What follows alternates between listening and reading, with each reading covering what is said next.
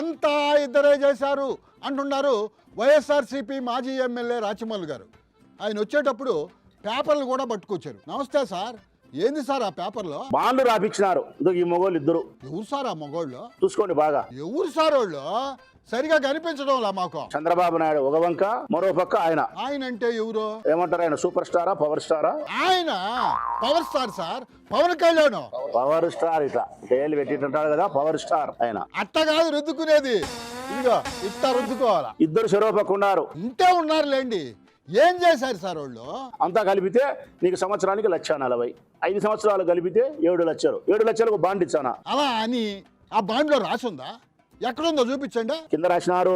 బాగా చదువుకోవాలా తెలుగుదేశం వాళ్ళు. ఎప్పుడు ఇస్తామన్నారు సార్? 2024 జూన్ నుంచి నీ అకౌంట్ జమ కాబడుతుంది లెక్క అని బాండ్లు ఇచ్చినారు. అయ్యకు లేక అడక్క తింటుంటే కొడుకు వచ్చి చికెన్ బిర్యానీ కావాలి అని అడిగాడంట.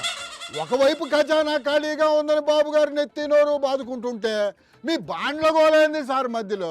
ఈ బాండ్లు ఇచ్చిన మగోళ్ళ మీద కోర్టుకు పోవచ్చునా? మీరెక్కడికైనా పోండి, వాళ్ళకి ఏం కాదు. దీనికి సమాధానం చెప్తారా? ఎవరు చెబుతారు సార్ మీకు సమాధానం? పవన్ కళ్యాణ్, చంద్రబాబు నాయుడు సమాధానం చెప్పాలా? వాళ్ళు చెప్పరు సార్, వాళ్ళకంత టైం లేదు.